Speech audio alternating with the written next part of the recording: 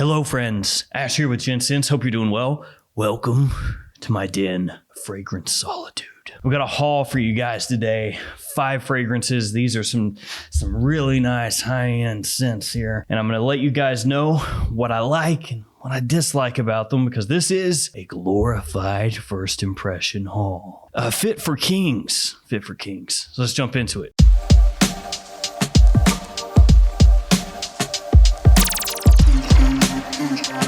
Yeah, so I've got 2 fragrances from Bourtnikov, 2 fragrances from Milano, and 1 lonely fragrance from Electimus. And against my better judgment, I'll give one of these away to you guys. I just kind of want to keep them all to myself. But it's better to give than to receive. That's what they say. It's okay. Stay tuned for the giveaway.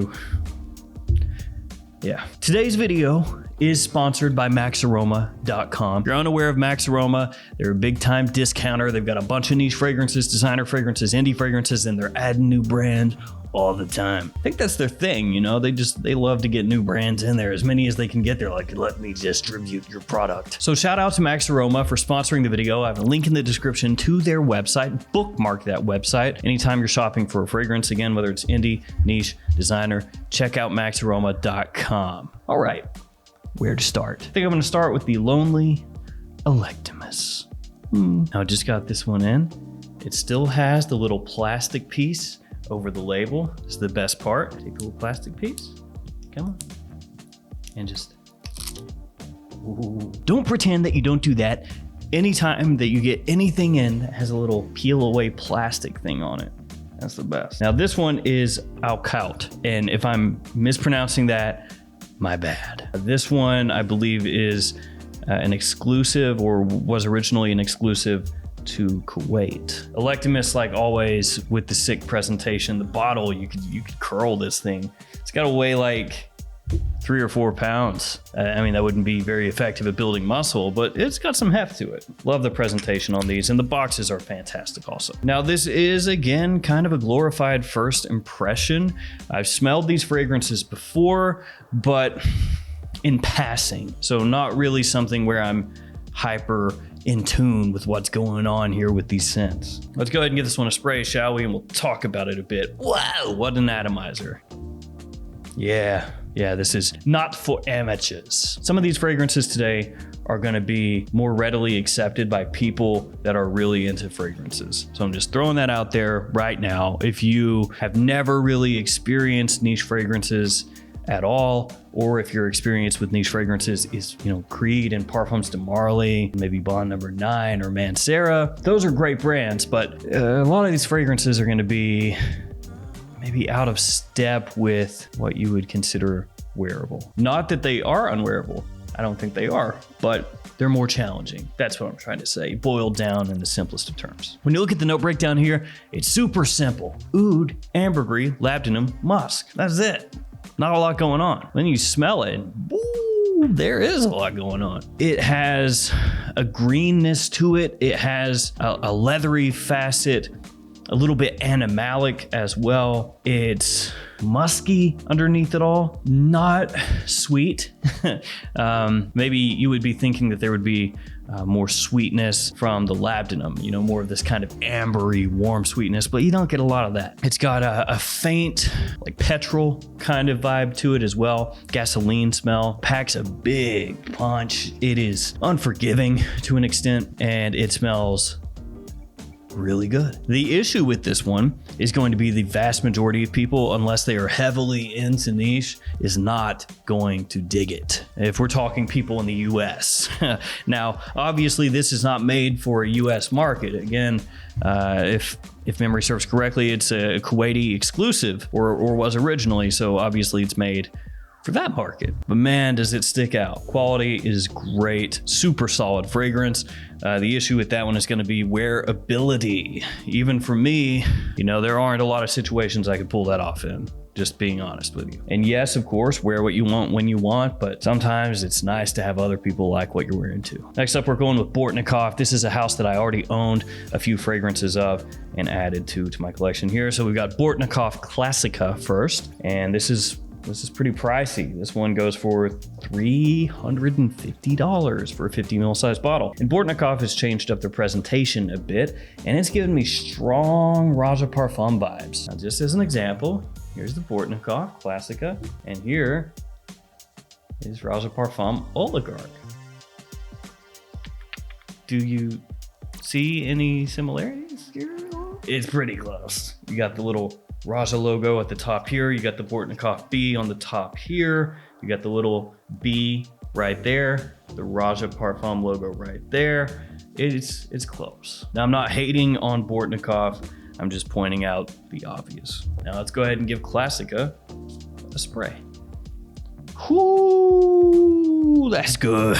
Like, this one is really, really, really good. It does have a throwback style to it though. I mean, that's the whole idea behind the fragrance here, but it's got this very old world aesthetic to it. Good amount of florals coming off, citrus, not that really sweet kind of citrus, not rindy either. You know, it doesn't have that synthetic feel, which you would expect, obviously, the Bourtnikov not to have that. It's got an animalic undertone, again, kind of a leathery feel to it. Bits of vanilla, bits of tonka coming across, powdery, a little dusty. For me, it would probably lean feminine.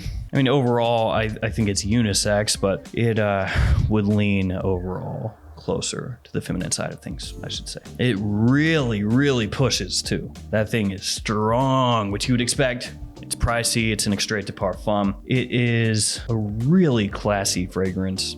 It does have, though, a bit of that issue where you say, cool, man, love the way it smells, when am I gonna wear it? And that's just for me personally. But I do like that fragrance a lot as well. I'd say between the two, just based off the scent profile, I prefer Classica. Now getting into Mask Milano with Russian Tea. And I had to add this one because Russian Tea is probably Mask Milano's most popular fragrance. Now this one, and I picked this up off Skin as well, it's got in the opening this kind of menthol smell to it. So it's got this very mentholated mint note.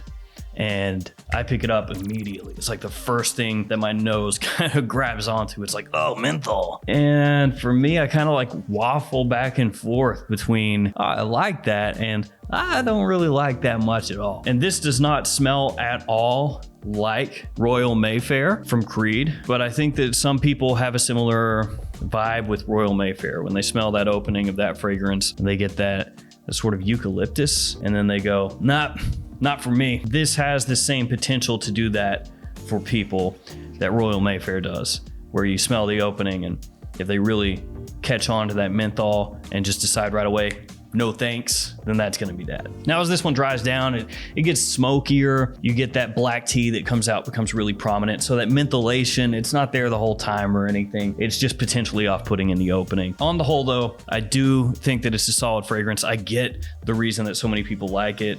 For me, Tango is still a better fragrance. Tango, of course, from Mask Milano. That one is a great cool weather fragrance. Good amount of sweetness in there, done in a very good way. And then the last Bourtnikov, Amber Cologne, which is an eau de parfum, not quite as expensive as Classica. It is so pleasant. It has this floral sweetness, almost like, it's hard to describe. It's so smooth and buttery, and at the same time lively and energetic, like candy in the best way. Not like that synthetic sugared candy, just vanilla, sandalwood, ambergris. The quality is really nice here. I mean, the cost, I think it's like $180, $185, something like that for a 50 ml.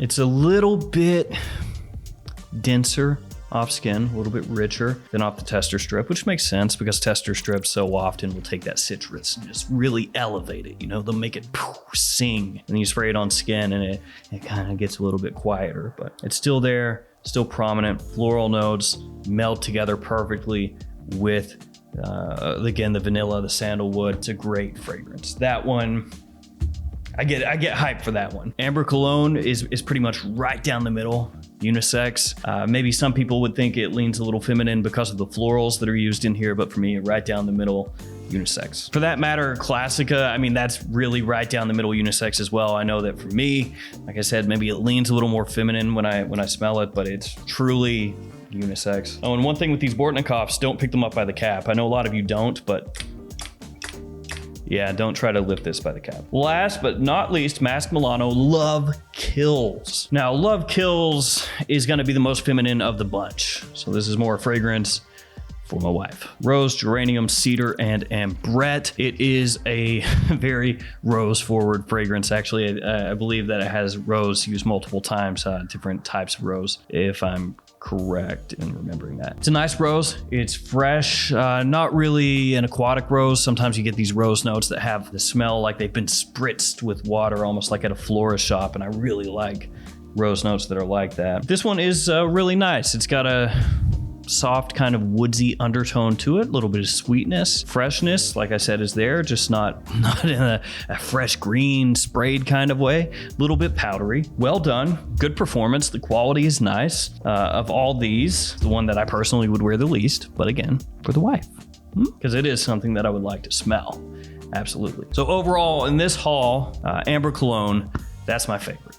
Amber Cologne is sick. Russian tea, I like it. I do enjoy it. It's just sometimes that first 20 minutes, I'm not a big fan because it really does come across very mentally. And sometimes I smell that, my nose feels like it's going into my lungs and I just go, probably go for something different. Yeah, Russian tea is a like, not a love. Classica, I love a lot of parts about it. The quality, which is immediately apparent as soon as you smell it, you're like, boom.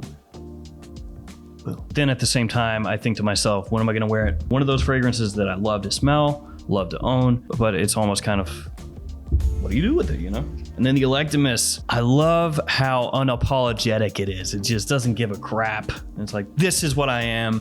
If you don't like it, but the same issue with Classica with that one. Between the two, I would say Classica is the more easily approachable for most people. Quality is there though. The quality, smelling them is a treat. It really is. Even if you think to yourself, man, I can't wear it. But that's up to you to really decide, that's a personal thing. Some people absolutely will spray the heck out of a fragrance that 99% of people will hate if they love it because it makes them happy. And I say more power to that. All right, let's do a giveaway. So here's the deal. I'm keeping Amber Cologne, so sorry. And I'm gonna keep Russian tea. That means you can choose from these three. Love Kills, Mask Milano, Classica from Bourtnikov, or Electimus, all cow. Truthfully, I want to just keep all of them. There's not a fragrance here where I think it's, and I'm just trying to shuffle it off, but I did take Russian tea and Amber Cologne myself because and as long as you don't pick Mask Milano, Love Kills, that's going to the wife. So anyway, here's how it goes.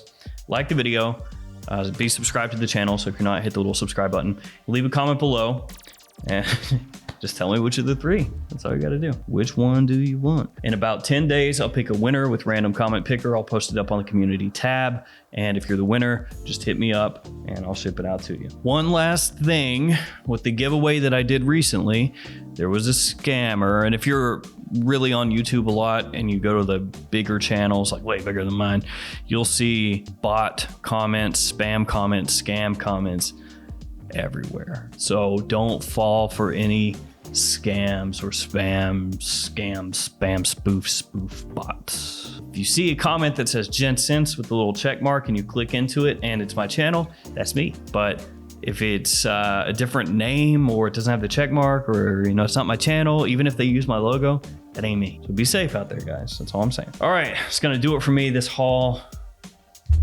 like I said, a treat to smell some of these fragrances here today. And good luck with the giveaway, guys. Thank you for your support. Stay safe out there. I'll see you tomorrow with another fragrance video. See you later.